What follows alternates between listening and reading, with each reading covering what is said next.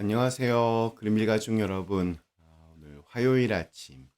네, 오늘도 이렇게 하나님의 말씀과 함께 오늘 하루를 시작하는 모든 분들에게 우리 하나님의 말씀이 우리의 삶을 좀 깨우고 또 우리로 하여금 계속해서 무엇인가를 생각하고 또 하나님의 뜻을 이렇게 고민해 보게 할 수 있는 그런 귀한 날이 되시기를 간절히 기원합니다.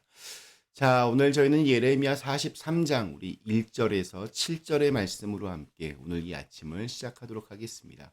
예레미야 43장 1절에서 7절의 말씀.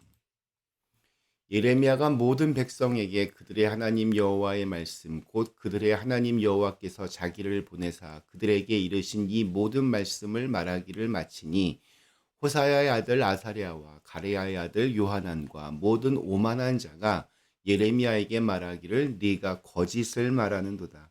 우리 하나님 여호와께서 너희는 애굽에서 살려고 그리로 가지 말라고 너를 보내어 말하게 하지 아니하셨느니라.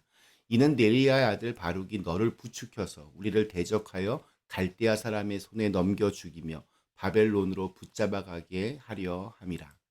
이에 가레야의 아들 요하난과 모든 군 지휘관과 모든 백성이 유다 땅에 살라 하시는 여호와의 목소리를 순종하지 아니하고 가레야의 아들 요하난과 모든 군 지휘관이 유다의 남은 자 곧 쫓겨났던 여러 나라 가운데서 유다 땅에 살려 하려 돌아온 자 곧 남자와 여자와 유아와 왕의 딸들과 사령관 느부사라단이 사반의 손자 아히감의 아들 그다랴에게 맡겨둔 모든 사람과 선지자 예레미야와 네리야의 아들 바룩을 거느리고 애굽 땅에 들어가서 다바네스에 이르렀으니 그들이 여호와의 목소리를 순종하지 아니함이로라. 아멘. 네, 우리는 이렇게 매일 한 말씀으로 이렇게 늘 하루를 시작합니다. 하루하루 우리에게 주시는 말씀을 찾아 떠나는 그런 여행 같습니다. 성경에 나오는 어떤 사건들과 또 말씀들을 바탕으로 우리의 모습을 좀 돌아보고 또 오늘 나에게 주시는 하나님의 말씀이 무엇일까 이렇게 생각해 봅니다. 그래서 성경에 나오는 말씀을 이렇게 쭉 해설하고 설명하는 것보다는 오늘 우리의 삶의 자리에서 적용할 수 있는 것에 더 초점을 지금 맞추고 있습니다. 하나님의 말씀을 묵상한다라고 하는 것은 성경 지식을 이렇게 쌓는 것보다 내가 이것도 알고 이런 것이 아니라 그 말씀을 내 삶 속에서 적용하는 것이 더 중요합니다. 그날 하루를 그 말씀대로 살아보려고 노력하는 겁니다. 꼭 무슨 어떤 행동을 하는 것만이 아니라 내 생각과 가치관이 주님께서 원하시는 방향으로 변화하는 것, 이 역시 굉장히 중요한 삶의 적용일 것입니다. 우리가 하나님의 말씀을 읽으며 끊임없이 내 생각에 자극을 주어서 나를 깨우는 작업이 묵상입니다.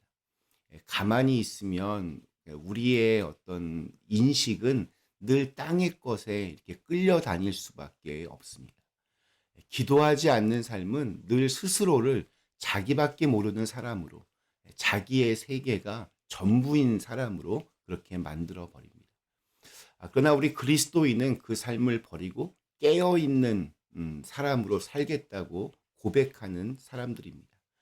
땅이 아니라 하늘에 물들겠다. 이렇게 선언하는 사람들입니다. 그래서 우리의 묵상은 늘 우리의 생각을 깨우는 출발점이 되는 것입니다. 그렇게 오늘의 묵상을 그렇게 시작하는 겁니다. 우리 지난 주간에는 요한안을 중심으로 한 일행이 하나님의 뜻을 구하기 위해 예레미야를 찾아왔던 장면을 함께 살펴보았습니다.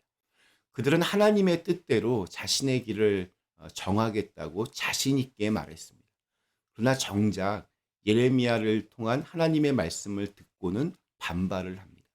그들이 생각하는 것과 다른 결과를 듣고는 그것을 순종할 수가 없었기 때문입니다. 하나님의 말씀은 간단했습니다. 애굽으로 가지 말고 이 땅에 남으라는 것이었습니다. 그러나 그들은 애굽으로 길을 떠납니다. 그들이 하나님의 말씀을 따르지 않는 이유는 자신들의 어떤 안전과 또 편안함을 우선으로 했기 때문입니다. 그곳에 남아 있다가는 무슨 일을 당할지 모르는 불안함이 존재하고 있었기 때문입니다. 그러나 예레미야를 통해 주신 말씀은 그와는 정반대였습니다. 그들 생각에 하나님의 말씀은 자신들을 이렇게 위험에 빠뜨리는 것이라고 그렇게 생각한 겁니다. 그래서 하나님의 말씀을 인정할 수 없었습니다. 자, 그렇다면 하나님께서는 왜 그들에게 애굽으로 가지 말고 그곳에 남으라고 말씀하셨을까요? 여기서 바로 이 묵상의 힘이 필요합니다. 하나님께서 왜 그러셨을까? 계속해서 생각해 보는 훈련이 우리에게 필요합니다.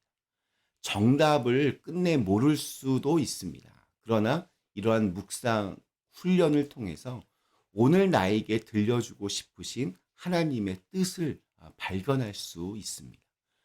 말씀의 은혜입니다. 자, 오늘 말씀에서 애굽으로 가지 말고 그곳에 남으라는 이 하나님의 그 이유에는 여러 대답이 있을 것입니다. 무슨 일이 있어도 자신의 땅을 지키라는 뜻일 수도 있고, 곧 다가올 하나님의 회복을 믿고 기다리라는 뜻일 수도 있습니다. 머지않아 포로로 끌려갔던 사람들이 돌아올 텐데, 누군가는 그 땅을 지키고 있어야 하고, 그래야 반드시 회복을 주시겠다 약속하신 하나님의 말씀이 이루어질 것이기 때문입니다. 자, 그런데 오늘은 제게 이런 생각이 떠올랐습니다. 하나님이 우리에게 원하시는 것이 안전이나 편안이 아닐 수도 있다는 겁니다. 우리가 원하는 것이 그냥 아무 일 없이, 아무 근심 없이 지내는 것이겠습니까? 그것이 편안일까요? 그것이 우리의 인생 목표입니까? 그것이 하나님을 믿는 이유입니까? 아무런 걱정, 근심 없이 그것이 우리의 인생의 목적이 될 수는 없습니다. 어쩌면 애굽으로 떠나는 이들의 목적은 바로 그것이었는지도 모르겠습니다. 그러나 그들을 향해 외치는 하나님의 진심, 하나님이 바라시는 것은 안전이나 편안함이 아니었던 것 같습니다. 어쩌면 그 땅에 남으라고 하는 명령은 안전이 아닌 모험을 선택하라는 의미인지도 모르겠습니다. 하나님이 없는 편안함보다는 하나님이 함께 하시고 도우시는 위험과 모험의 삶을 살라고 그렇게 말씀하시는 것만 같습니다. 아브라함도 생각이 났습니다. 편안하게 아무 근심 없이 잘 살고 있던 아브라함에게 하나님은 그 늦은 나이에 갑자기 길을 떠나라고 하십니다. 알지도 못하고 간 적도 없는 땅으로, 그곳이 내가 네게 주는 땅이라고 말씀하시며 그곳으로 떠나라고 하셨습니다. 우리는 늘 나의 편안함을 최우선으로 생각합니다. 그러나 신앙은 하나님과 함께 떠나는 모험입니다. 이 세상과의 어떤 치열한 싸움이고 또 가치관의 싸움입니다. 구별된 거룩함을 지켜내는 것, 그것이 우리의 인생의 목적이 되어야 합니다. 안전한 삶이 아니라 모험의 삶, 그 속에서 하나님의 도우심을 받고 또 인도하심을 입으며 하나님의 은혜 가운데 살아가는 것이 바로 신앙인의 길이라는 생각이 들었습니다. 하나님 없는 안전이 아니라 하나님의 도우심이 거하는 모험을 선택할 수 있는 믿음이 필요합니다. 편안함보다는 하나님이 지키시는 위험을 선택할 수도 있어야 합니다. 우리의 힘은 어떤 그 상황이 아니라 하나님에게서 나오기 때문입니다. 때로는 그래서 어떤 그 위험들이 우리에게 은혜가 되기도 하고, 때로는 위기가 우리에게 기적의 축복을 경험하게 하는 그러한 시간이 되기도 합니다. 우리 찬송가 302장 그 3절의 가사가 참 의미심장합니다. 많은 사람이 얕은 물가에서 저 큰 바다 가려다가 찰싹거리는 작은 파도 보고 마음 약하여 못 가네. 오늘 우리에게 주신 하루, 우리가 믿는 하나님과 함께 깊은 곳으로 가서 그물을 던질 수 있는 그런 담대함이 있는 날이 되시기를 간절히 기원합니다. 우리 잠시 함께 기도하시겠습니다. 전능하신 하나님, 우리가 그냥 나 개인의 편안함만을 추구하는 신앙이 아니라 하나님과 함께 또 하나님의 살아계심을 그 은혜를 경험할 수 있는 그런 모험을 선택할 수 있는 담대함이 있는 오늘 하루가 되게 하여 주시옵소서.